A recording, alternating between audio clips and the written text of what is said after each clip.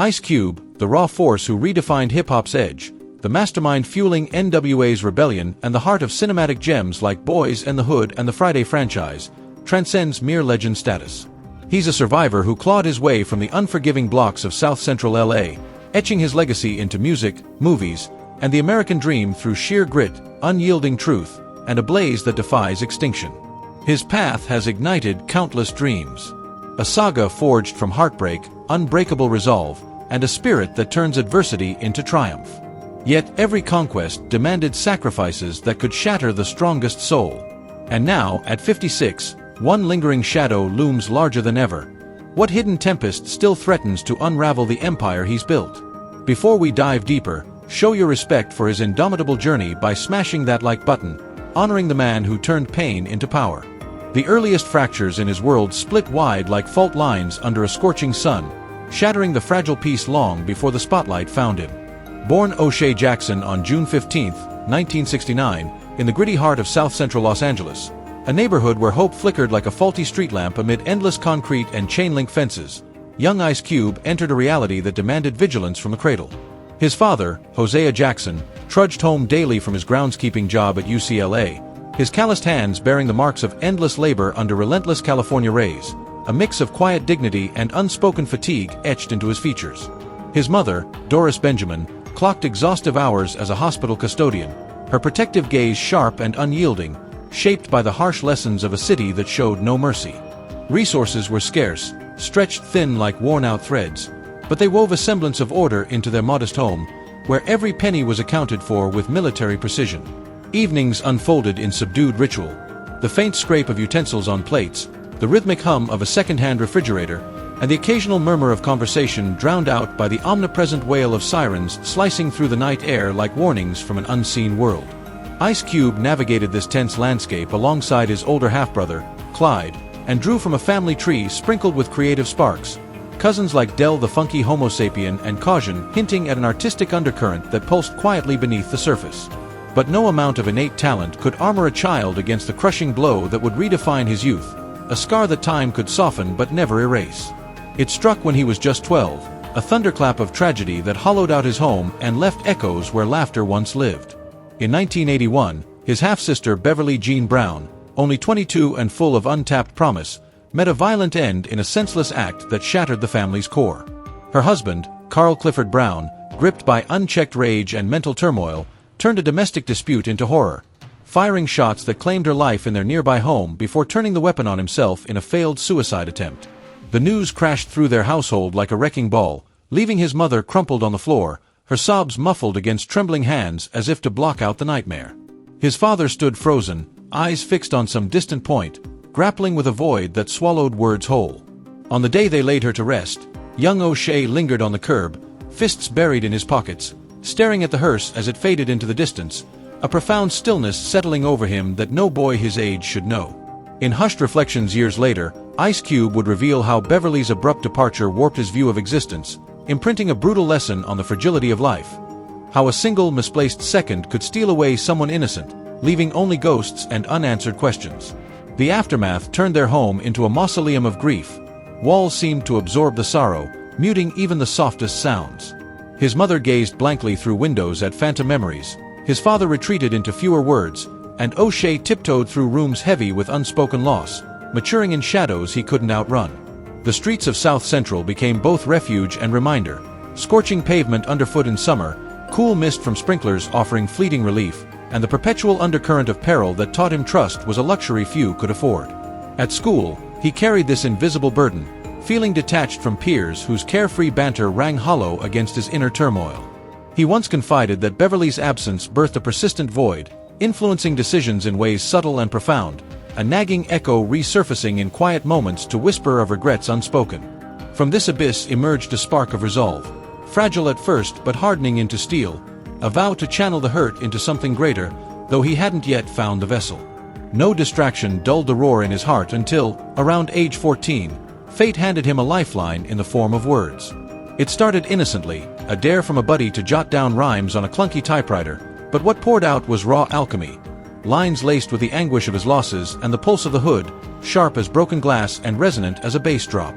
Nights blurred into sessions bent over a rickety desk, illuminated by a single bulb's harsh glow, where verses became catharsis, reopening old wounds to let them scar properly. He'd later attest that no formal education honed his craft. It was the raw ache itself that schooled him, transforming writing from escape to essence. This wasn't mere pastime, it was lifeline, a sanctuary where vulnerability morphed into strength, where a kid from the blocks could roar without fear of reprisal. From those solitary vigils, amid the weight of memory and the fire of ambition, a persona crystallized. Ice Cube, a name evoking cool detachment masking volcanic intensity. And as the specter of loss anchored him deeper, the universe tugged him onward, forging resilience from trials he never invited. Dawn after dawn, he'd climb aboard a rumbling bus from the chaos of South Central to the relative calm of Woodland Hills, forehead pressed to vibrating glass as urban sprawl gave way to suburban order. George Ellery Hale Charter Academy, formerly Taft High School, represented a stark contrast. Gleaming hallways, casual chatter, stairs that ranged from intrigue to unease. He traversed those corridors with grief sewn into his seams, invisible yet oppressive, bridging worlds that clashed like tectonic plates. The duality weighed heavily, some days threatening to crush him, but he persisted, honoring an internal oath born the day Beverly vanished, to press on, even when the path blurred. By 1987, seeking structure, he pursued architectural drafting at the Phoenix Institute of Technology in Arizona, excelling in precise lines and calculated designs. Yet, amid the blueprint's symmetry, he confronted a truth. No structure he drafted could mend the fissures in his soul. After a year, he returned to L.A., diploma in hand but heart restless, abandoning security for the unknown. It wasn't defiance, it was authenticity, the kind that erupts when quiet becomes suffocating. He craved a canvas for his unspoken truths, where flaws became fuel. Music provided that arena, unpolished and potent. Teaming with cousin Sir Jinx, he birthed CIA Crew in action. Rocking house parties where Dr. Dre spun records under starry skies. Those vibes, throbbing beats, sweat-slick crowds, unlocked chambers he'd kept sealed. Dre sensed the potency in Cube's flow, not just rhythm but gravitas. At 16, Cube penned Boys in the Hood, selling it to Eazy-E, altering trajectories in an instant. Fame lurked distant, but validation sparked, a nod from beyond his block, affirming his voice mattered. The ascent proved rugged. Rap faced skepticism, dismissed as noise from the fringes, and Cube's origins invited preconceptions.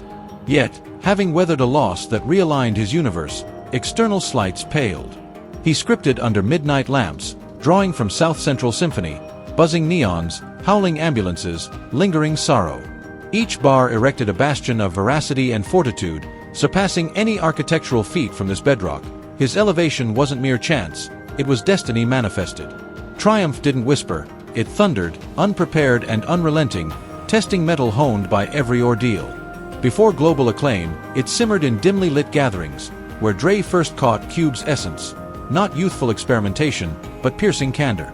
Cube recalled Dre's gaze that evening, recognition of latent power.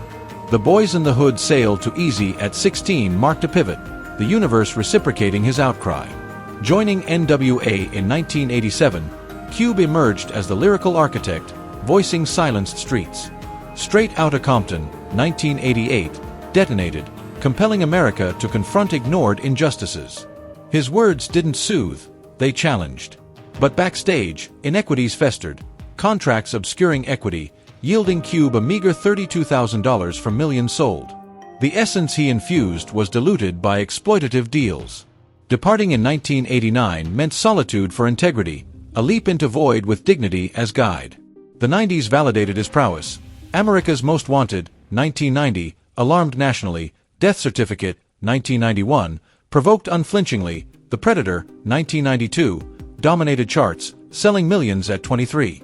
He steered cultural discourse, but glory burdened, grueling schedules, tour exhaustion, vocal strains, expectations that could fell giants. As genres evolved, G-Funk, East Coast dominance, fresh voices, his influence waned subtly. The sting of pioneers overshadowed by successors taught humility. Trailblazing means enduring as lights dim. Hollywood beckoned not as haven but arena. John Singleton spotted authenticity in 1991's Boys in the Hood, launching Cube as actor amid biases viewing him as rapper first. He memorized lines till sunrise, refined scenes for truth, mastered lenses like lyrics. Friday, 1995, scripted and starred, ballooned $3.5 million to $28 million, birthing icons. Via Cube Vision, he helmed Barbershop, $75 million. Are we there yet? $100 million, 21, Jump Street franchises. Ascent intensified pressures, endless meetings, high-stakes budgets, flop fears eroding trust. In 2017, Big 3 materialized, audacious pivot from mic to mogul. Skeptics scoffed at a rapper founding a league, but Cube navigated investors, venues, contracts, enduring multimillion losses before profitability. Nights poring over figures risked legacy, yet he endured, echoing bus rides, studio marathons, barred doors. Ultimately, Ice Cube's $160 million plus net worth stems not from concessions but carving paths from granite, alchemizing agony into ascent, effort into eternity. Ages erode even titans, and recent years whispered trials Ice Cube knows well. In 2021, he forfeited a $9 million role in Oh Hell No! Over vaccine mandates, a principled stand sans fanfare. Hollywood's currency, momentum, security, slipped away, not with bans but gradual fade. Younger talents claimed spots, industry norms shifted, opportunities bypassed his door. He quipped with veiled gravity. Hollywood morphs like seasons. Unprepared, you're caught in chill. Quiet days ensued, silent phones, past scripts, meetings yielding polite rejections. The murmur, your era's over, echoed louder than ovations, stinging deeper at 56. Yet, he'd faced echoes before: N.W.A. exit, solo doubts, acting pivots, Big 3 gambles. Age amplified aches, but he met them with forged stoicism, refusing diminishment. Invisible scars weigh heaviest, prompting nocturnal reckonings on closures and fresh starts. But Ice Cube's core truth endures. Value lies in self-forged doors, not others. Vaccine fallout clarified, not crushed. Today, he tours, innovates, helms Big 3, speaks with anchored poise. In cacophony, he chooses purposeful quiet. His odyssey sought not perpetual glare but stability when it wanes. That resilience, beyond wealth or acclaim, cements his indelible mark. His professional battles molded him, but family anchored through tempests. Before fame, he encountered Kimberly Woodruff in high school halls, her poised stride captivating though initially unreciprocated. Persistence paid. By 1992 marriage, amid rising stardom, they navigated humble beginnings, counting coins under dim bulbs, sharing meals on creaky furniture, walls thin as their budding dreams. Fame exacted tolls. Kimberly dined solo under lonely lights, solo-parented 5 amid his absences, airports, sets stealing milestones. A pivotal night, son's birthday, candles melting, cake untouched, her vigil ending in solitude. Cube's late return revealed her bowed head, deflated balloons, child clutching unopened gifts. The fracture hit hard, world gained, essence lost. Redemption came in commitment, not spectacle. He returned fully, lingering in embraces, relearning home's contours. Kimberly responded, their bond mending through O'Shea Jr., Daryl, Karima, Deja, Sharif's joys. 2015's Straight Outta Compton, with O'Shea Jr. portraying him, healed in theater glow, father as man, not myth. Now, their abode hums imperfectly, spats resolved, forgiveness flowing. Cube credits family for love's lessons. In Hollywood's fleeting unions, there's endures, testament to weathered storms. For families in strife, it's proof. Love thrives in endured days, quiet victories at tables where waits turn to welcomes. The Globe recalls Eazy-E's 1995 passing, headlines blaring, LA stunned, hip-hop's chapter closing at 31 from AIDS complications. For Cube, it severed a fraternal tie unrepaired. They'd shared dingy studios, faded rugs, mismatched seats, Eazy's affirming nods over beats. Eazy championed Cube early, buying Boys in the Hood at 16, forging N.W.A.'s alchemy. Fame fractured, deals soured, pride divided, silence ensued post 1989 split. 1995's hospital news crushed, years barbs replayed. Cube visited, corridors sterile, machines beeping, but halted at door, words failing.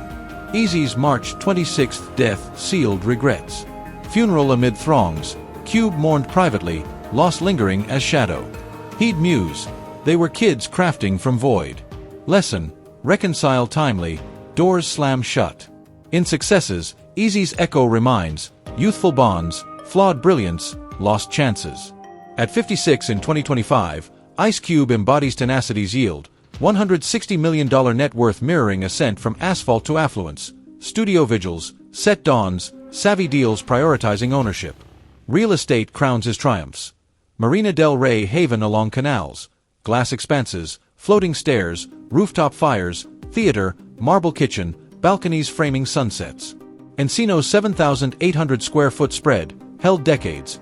7 beds, dual masters, studio, gym, lawns, basketball court, pool spa, hedged privacy for kin gatherings. Garage gleams $700,000 plus. 64 Impala Lowrider, Rolls-Royce Ghost, Porsche Panamera, Escalade, custom West Coast rides, milestones on wheels, symbols of transcendence. Empire spans, music sparked, film amplified, production solidified, Big 3, 2017, defied doubters, investors, legends, growth through grit. Vision endures over trends. Home life serene, Kimberly partnership steadfast, kids thriving, O'Shea Jr. acting, Daryl producing, Karima/Deja private, Sharif creative.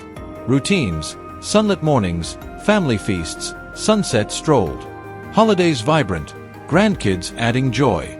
Cube sheds icon for husband, dad, grandpa, barbecues, advice, wide smiles.